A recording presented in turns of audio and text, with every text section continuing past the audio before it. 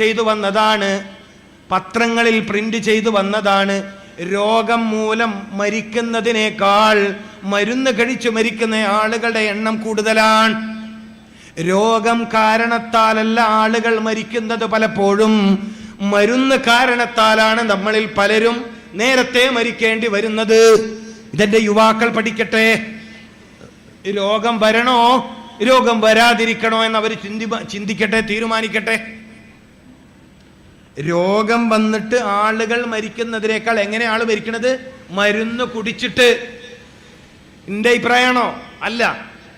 ലോകം തന്നെ ബഹുമാനിക്കുന്ന ഇന്ത്യയിലെ പ്രഗത്ഭനായ ഒരു ഡോക്ടർ പറഞ്ഞതാണോ? അത് രേഖയാണ്. എന്താ പറഞ്ഞത്?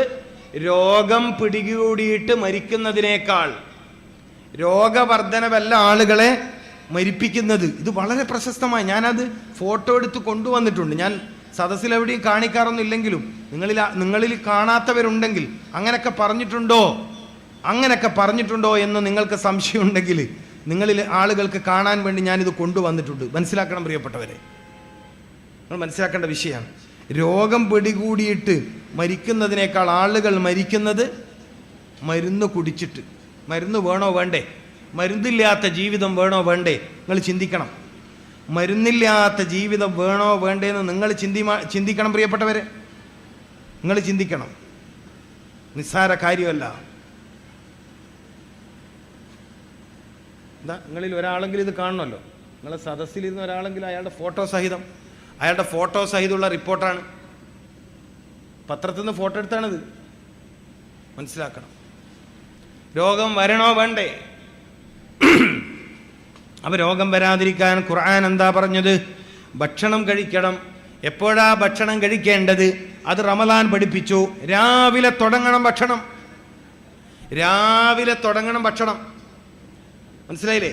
രാവിലെയാണ് ഭക്ഷണം ശരീരത്തിന് ഏറ്റവും ആവശ്യമുള്ള സമയം. ഹൃദയത്തെ ശക്തിപ്പെടുത്താൻ, ഹൃദയാരോഗ്യത്തെ ശക്തിപ്പെടുത്താൻ, മസ്തിഷ്കത്തെ ശക്തിപ്പെടുത്താൻ,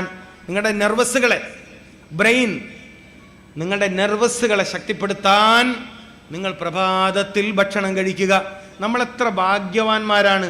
അല്ലാഹുവേ നീ ഉമ്മത്ത് റസൂൽ സല്ലല്ലാഹു അലൈഹി വസല്ലം, ഈ ഉമ്മത്തിൽ ഞങ്ങളെ നീ ജനിപ്പിച്ചല്ലോ. ഇത്രയേറെ ജീവിതത്തിൽ ഗുണപരമായ അറിവ് പഠിപ്പിച്ചു തന്നൊരു നായകന്റെ ഉമ്മത്തിയാവാൻ നീ ഞങ്ങളെ ജനിപ്പിച്ചല്ലോ. അൽഹംദുലില്ലാഹില്ലദീ ജഅലനാ മിൻ ഉമ്മത്തി മുഹമ്മദിൻ സല്ലല്ലാഹു അലൈഹി വസല്ലം. എപ്പോഴാ തിന്നേണ്ടത്, എപ്പോഴാ കുടിക്കേണ്ടത്, എപ്പോഴാണ് ഉറങ്ങേണ്ടത്, എന്തെല്ലാം കാര്യങ്ങളാണ് ഒരു നേതാവ് പഠിപ്പിക്കണേ. ഒരു നേതാവ് എന്തെല്ലാം കാര്യങ്ങളാണ് പഠിപ്പിക്കുന്നത്.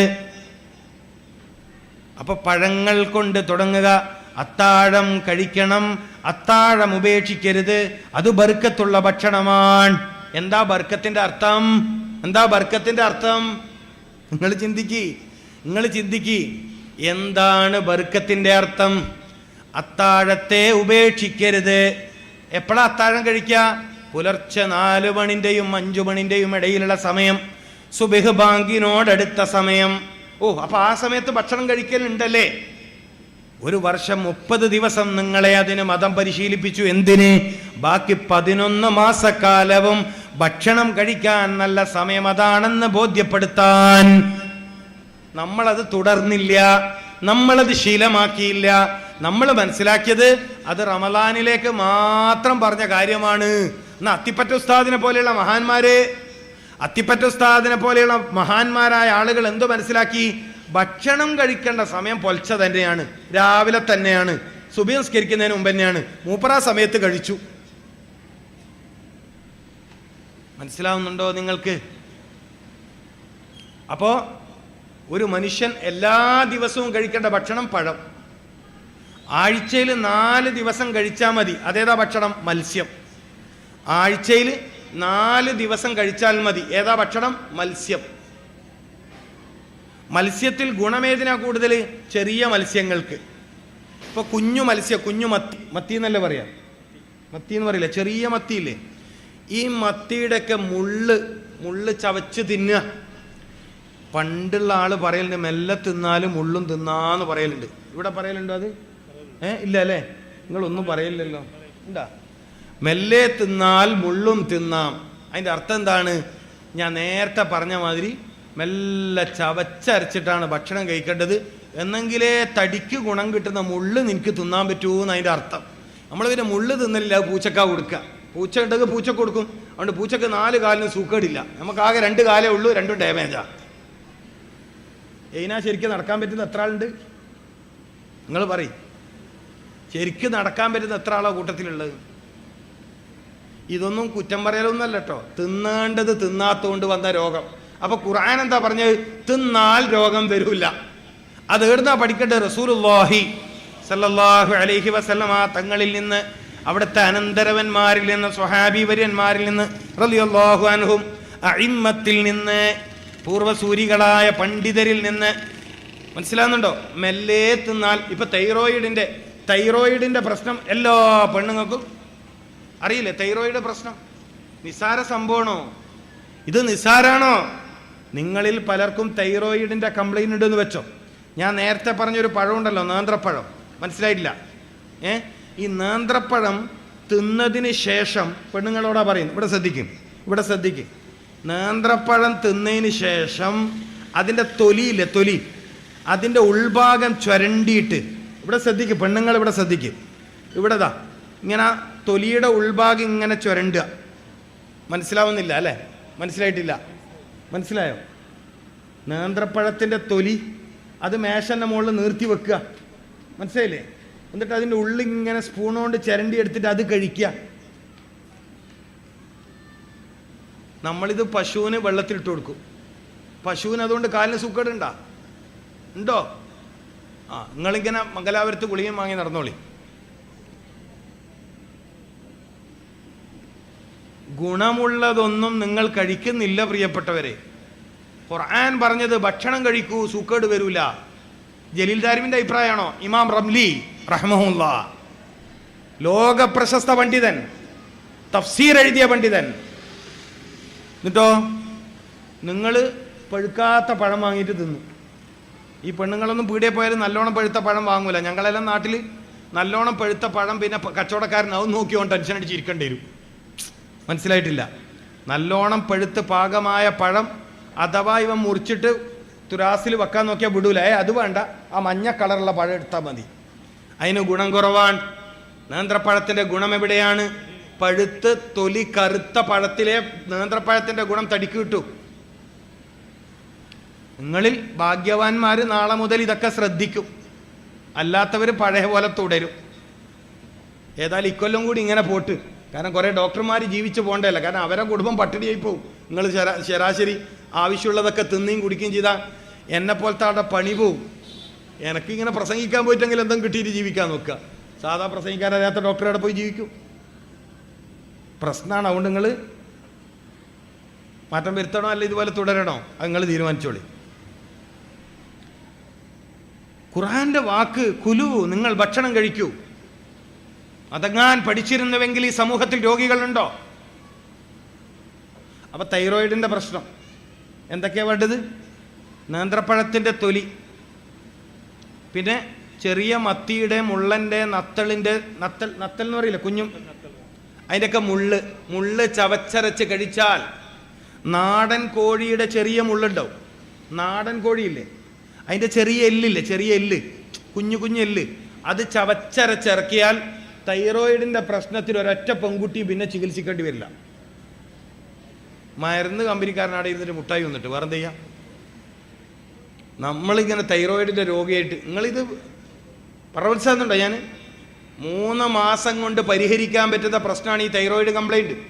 എത്ര കൊല്ലമായി ചില പെണ്ണുങ്ങന്മാരെല്ലാം ഗുളിക കുടിക്കാൻ തുടങ്ങിയിട്ടെന്ന് ചോദിച്ചു നോക്കിയാൽ 3 മാസം കൊണ്ട് ക്ലിയർ ചെയ്യാൻ പറ്റുന്ന ഒരു പ്രശ്നമാണ് തൈറോയിഡ് സംബന്ധമായ പ്രശ്നം.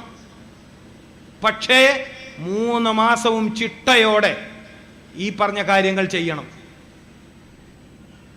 അല്ലാണ്ട് ഞാൻ നേരത്തെ പറഞ്ഞ ഒരു പൂതിക്കൊരു ആഴ്ചക്കൊരു ദിവസം മത്തിയും കഴിച്ച് പിറ്റത്താഴ്ച നേന്ത്രപ്പഴത്തിൻ്റെ തൊലിയും കഴിച്ച് തൈറോയിഡ് മാറിയിട്ടില്ലല്ലോ, അയാൾ ചുമ്മാ അയാൾ പറഞ്ഞതായിരിക്കുമോ? മാറത്തില്ല.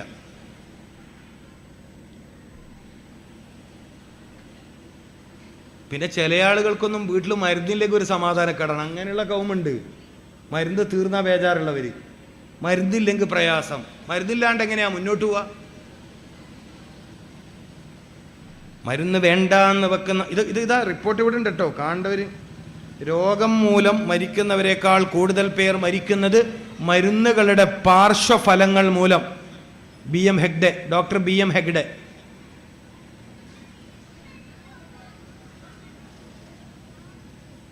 ഞാനതാ പറഞ്ഞത്, നമ്മുടെ സമൂഹത്തിൽ ഏറ്റവും മരുന്ന് കുടിക്കുന്നവർ ഈ സ്ത്രീകളാണ്. ഇവരെ കാര്യത്തിൽ നമ്മളൊരു തീരുമാനം എടുക്കണം.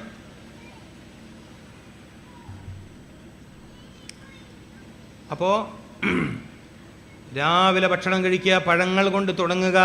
മനുഷ്യൻ ഭൂമിയിൽ താമസം ആരംഭിച്ചത് പഴഭക്ഷണത്തോടൊപ്പം സയ്യിദുനാ മുഹമ്മദുർ റസൂൽ സല്ലല്ലാഹു അലൈഹി വസല്ലമ തങ്ങൾക്ക് ഏറ്റവും താല്പര്യമുള്ള ഭക്ഷണം പഴമായിരുന്നു. പഴങ്ങൾ വളരെ താല്പര്യത്തോടെ കഴിക്കുന്ന ആളായിരുന്നു. നമ്മളങ്ങനെ ചെയ്യണം.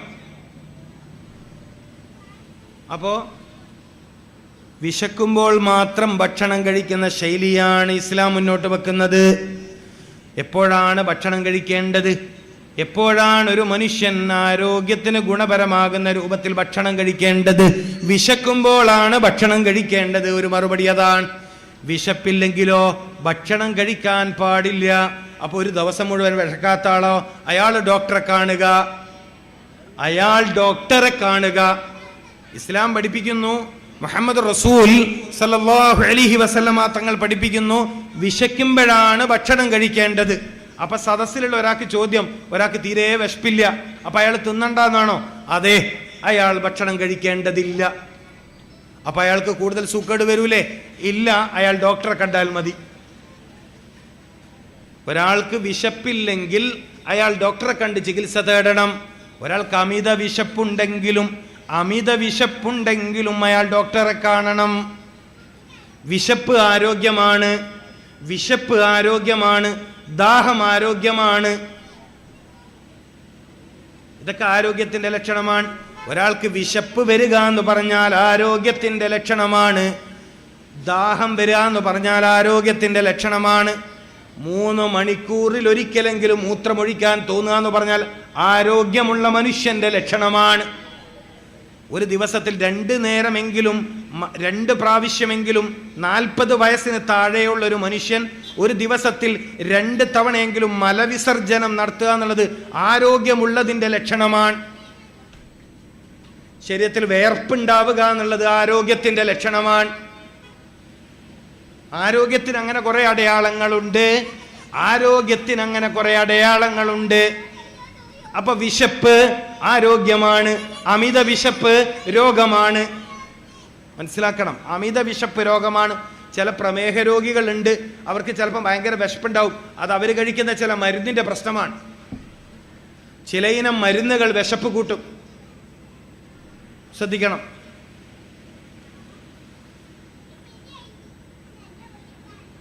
അപ്പോൾ പ്രമേഹ രോഗികളായ ചില സഹോദരന്മാർക്ക് രാവിലെ തന്നെ പഴം കഴിക്കുക എന്ന് പറഞ്ഞാൽ, ഞങ്ങളോട് ഡോക്ടർമാർ മധുരം കഴിക്കണ്ട എന്ന് പറഞ്ഞുകൊണ്ട് ഇപ്പോൾ പഴം കഴിക്കില്ലല്ലോ. എൻ്റെ പ്രിയപ്പെട്ട മുഅ്മിനീങ്ങളെ, പേരക്ക എന്ന പഴത്തിലൂടെ നിങ്ങൾക്ക് ഷുഗറിന് കംപ്ലൈൻറ്റ് വരില്ല, അത് മധുരമുള്ള പഴം. പപ്പായ, കർമൂസ എന്ന് പറയുന്ന പഴത്തിലൂടെ നിങ്ങൾ പ്രമേഹ രോഗിയാണ്, നിങ്ങൾ കംപ്ലൈൻറ്റ് വരില്ല, അത് പ്രകൃതിപരമായ മധുരമാണ്. നേന്ത്രപ്പഴത്തിലൂടെയും നിങ്ങൾക്ക് ഷുഗറിന് പ്രത്യേക തകരാറൊന്നും വരില്ല.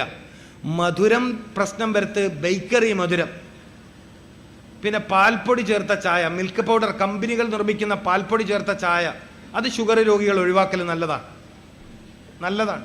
ബേക്കറി ഐറ്റംസ് ഒഴിവാക്കൽ നല്ലതാണ്. പിന്നെ ബ്രോയിലർ ചിക്കൻ ഒഴിവാക്കുന്നത് നല്ലതാണ്. പിന്നെ ചെമ്മീൻ, അയക്കൂർ, ആവോലി പോലത്തെ വലിയ കൊഴുപ്പുള്ള സാധനങ്ങൾ ഒഴിവാക്കൽ നല്ലതാണ്. തീരെ പറ്റൂല എന്നല്ല, ഒഴിവാക്കൽ നല്ലതാണ്. അതിലൊക്കെയാണ് ശ്രദ്ധിക്കേണ്ടത്. അല്ലാതെ നേന്ത്രപ്പഴത്തിലും പേരക്കയിലും പിന്നെ പപ്പായയിലും നിങ്ങൾ പേടിച്ച് ബേജാറായി മാറി നിൽക്കണ്ട. ഞാൻ പഴം കഴിക്കണമെന്ന് പറഞ്ഞപ്പോൾ കുറേ പ്രമേഹ രോഗികൾക്ക് ബേജാറുണ്ടാവേ, അതുകൊണ്ടാണ് ഞാനിത് ഓർമ്മിച്ച് പറഞ്ഞത്. അവർ ശ്രദ്ധിക്കേണ്ട കാര്യം ഇതൊക്കെയാണ്. അള്ളാഹു എല്ലാവരെയും ആരോഗ്യമുള്ള ജീവിതത്തിലേക്ക് എത്തിച്ചേരട്ടെ. ഞാനിനി ഒരു 5 മിനിറ്റ് കൂടി മാത്രമേ സംസാരിക്കുള്ളൂ, കാരണം എനിക്ക് 11 മണിക്കത്തെ ട്രെയിനിന് പോകണം. നാളെ സുബഹിക്ക് 5 മണിക്ക് വേറെ സ്ഥലത്ത് പരിപാടിക്ക് പോകേണ്ടതാണ്. അപ്പോൾ 8 മണിക്ക് പ്രസംഗം തുടങ്ങാൻ പറ്റുമെന്ന് കരുതിയിരുന്നു. 2 മണിക്കൂർ പ്രസംഗിക്കണമെന്നാണ് ഞാൻ ആഗ്രഹിച്ചിരുന്നത്, പക്ഷെ അതിന് പറ്റിയില്ല, 8:30 അപ്പോൾ ഒരു 5 മിനിറ്റ് കൂടി പറയും, കാരണം ഇല്ലെങ്കിൽ എൻ്റെ യാത്ര ബുദ്ധിമുട്ടാവും. യാത്ര ബുദ്ധിമുട്ടായാലും നാളത്തെ 2 പരിപാടി പ്രശ്നമാവും. പറഞ്ഞാൽ മനസ്സിലായില്ലേ? അപ്പോൾ കുറച്ച് കാര്യങ്ങൾ നിങ്ങൾക്ക് പഠിക്കാൻ പറ്റുന്ന കുറച്ച് കാര്യം പറഞ്ഞിട്ടുണ്ട്. എല്ലാ കാര്യങ്ങളും ഒറ്റ ദിവസം പഠിക്കാൻ പറ്റില്ലല്ലോ. പിന്നെ എപ്പോഴെങ്കിലും അള്ളാഹു തൗഫീഖ് ചെയ്ത് വരാൻ അവസരം ഉണ്ടെങ്കിൽ അന്ന് ബാക്കി കാര്യം നമുക്ക് പഠിക്കാം. മനസ്സിലായില്ലേ? അപ്പോൾ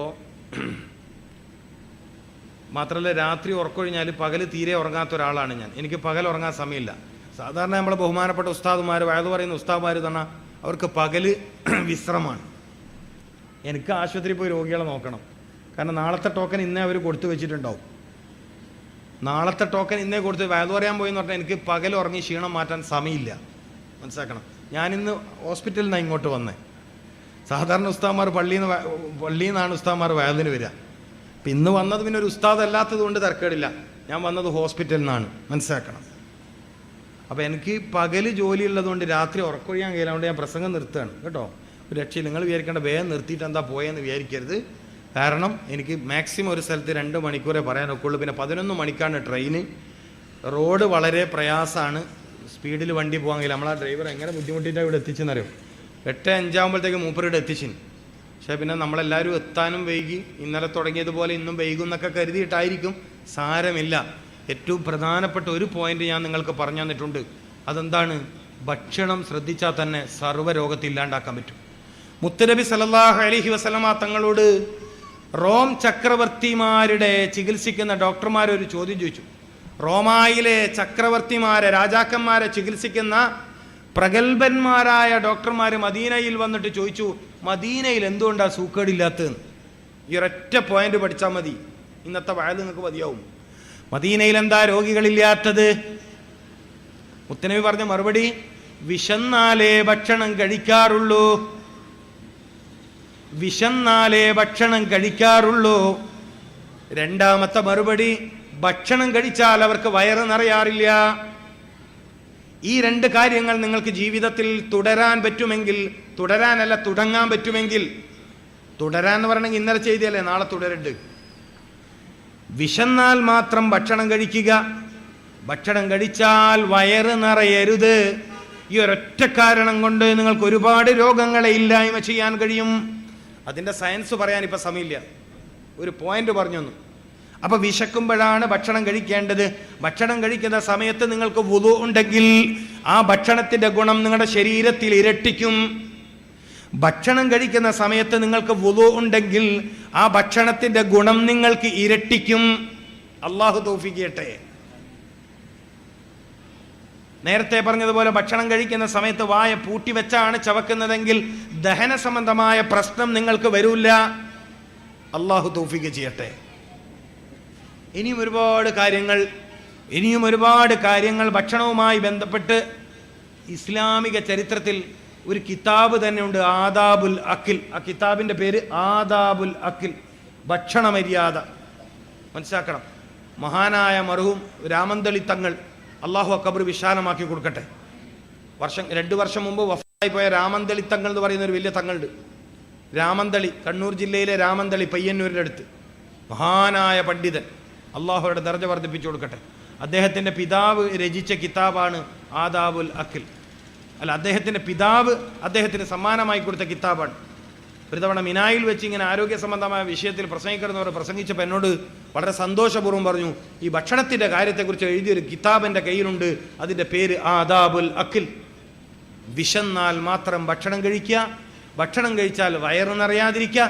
അതുകൊണ്ട് മദീനയിൽ രോഗികളില്ലാണ്ടായെന്ന് മുഹമ്മദ് റസൂൽ. നിസ്സാര കാര്യമാണോ?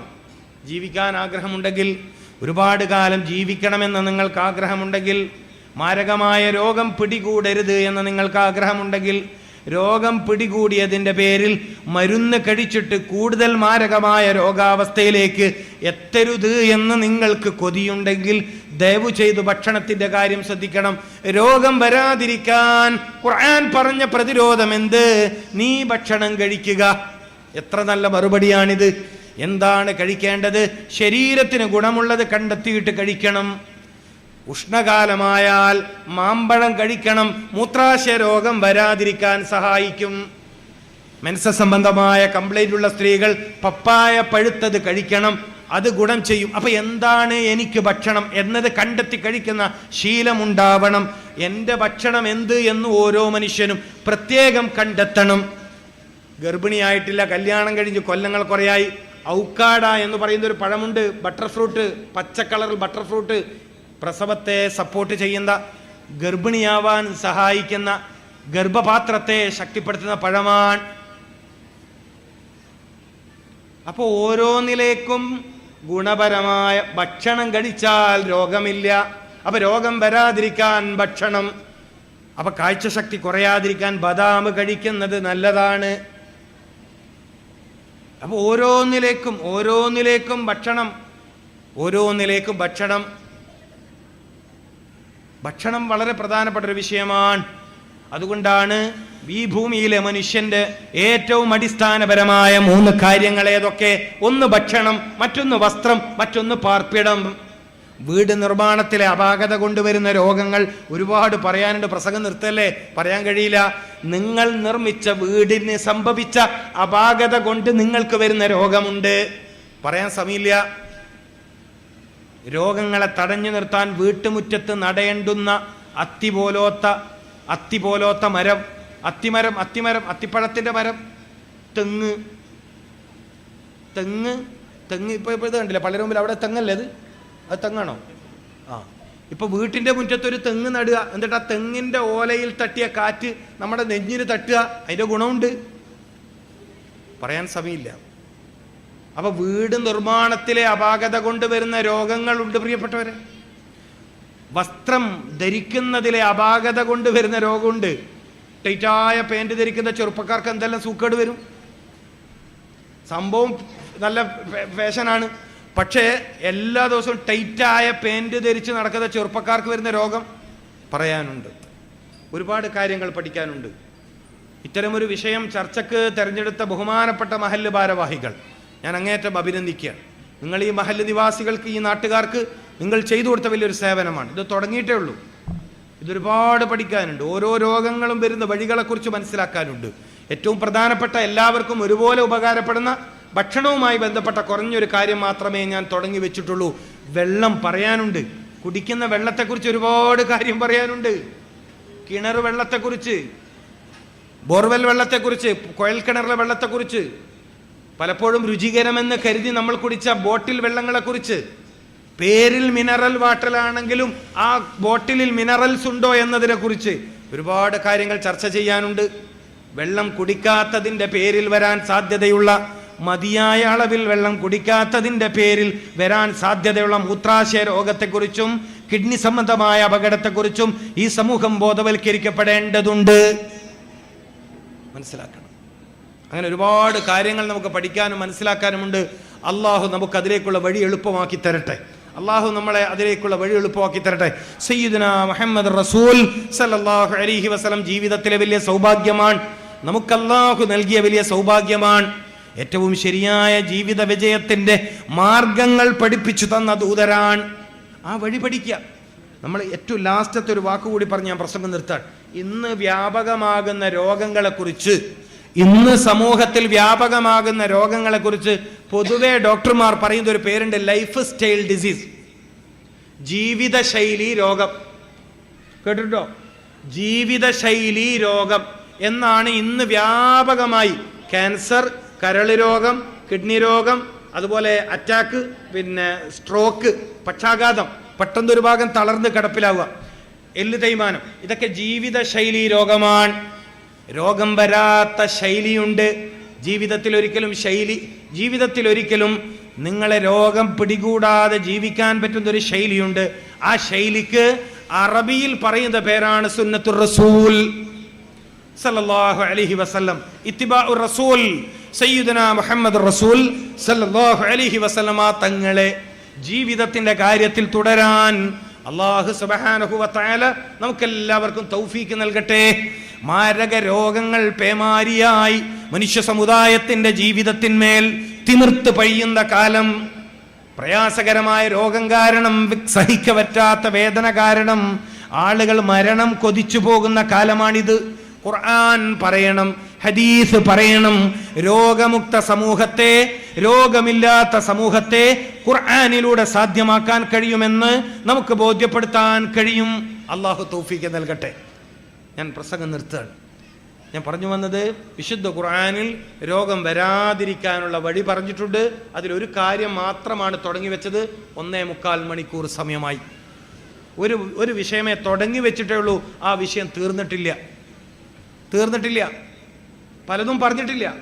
ചിക്കനും തൈരും ഒന്നിച്ച് കഴിച്ചാൽ വരുന്ന അപകടത്തെക്കുറിച്ച് ഞാൻ പറഞ്ഞിട്ടില്ല. ചിക്കൻ ബിരിയാണി കഴിക്കുമ്പോൾ തൈര് കൂട്ടി കഴിച്ചാലുള്ള ബുദ്ധിമുട്ട് ഞാൻ പ്രസംഗിച്ചിട്ടില്ല. സമയമില്ല. അപ്പോൾ ഒരു വിഷയം തുടങ്ങി വെച്ചിട്ടേ ഉള്ളൂ. അത്രമേൽ പ്രവിശാലമാണ് വിശുദ്ധ ഖുർആൻ. അതിനെ അധികരിച്ചുകൊണ്ട് മുഫസ്സിറുകൾ അതിൽ നിന്ന് കണ്ടെത്തിയിട്ട്, ഇമാമിയങ്ങൾ അതിൽ നിന്ന് കണ്ടെത്തിയിട്ട്, കേരളത്തിലെ ഉലമാക്കൾ നമുക്ക് പകർന്നു നൽകിയ അറിവുകൾ അത്ര വലുതാണ്. ഇത് തുടങ്ങി വെക്കാനെങ്കിലും ഈ റബീഉൽ അവ്വൽ മാസത്തിൽ നമുക്ക് അള്ളാഹു അവസരം തന്നത് അൽഹംദുലില്ലാഹ് വലിയ ഭാഗ്യമാണ്. അള്ളാഹു ഈ മജ്ലിസിൽ ഈ ഒരുമിച്ച് കൂടിയവരിൽ എന്തെങ്കിലും പ്രയാസമുള്ള രോഗമുള്ളവരുണ്ടെങ്കിൽ അവർക്ക് അള്ളാഹു ശിഫ കൊടുക്കട്ടെ. അള്ളാഹുവെ, ഞങ്ങൾ മുഅ്മിനീങ്ങൾ എല്ലാവർക്കും ഈമാൻ ശക്തിപ്പെടുത്തി തരണേ അള്ളാഹ്. അള്ളാഹുവെ, ഞങ്ങൾ ഈ ഒരുമിച്ചുകൂടെ മുഴുവൻ ആളുകൾക്കും ഈമാൻ നിലനിർത്തി തരണേ തമ്പുരാന്. രോഗമുള്ളവരുണ്ടെങ്കിൽ അവർക്ക് ശിഫ നൽകണേ അള്ളാഹ്. ശിഫ നൽകണേ അള്ളാഹ്. ആഫിയത്ത് പ്രദാനം ചെയ്യണേ അള്ളാഹ്. ദീർഘായുസ്സ് നൽകണേ അള്ളാഹ്. പെട്ടെന്നുള്ള മരണത്തെ തൊട്ട് ഞങ്ങളെല്ലാവരെയും കാത്തുരക്ഷിക്കണേ തമ്പുരാനെ. അള്ളാഹുവെ, അപകടം നിറഞ്ഞ ഒരു ലോകത്താണ് ജീവിക്കുന്നത്. ഞങ്ങൾക്കെല്ലാവർക്കും സലാമത്ത് നൽകണേ അള്ളാഹ്.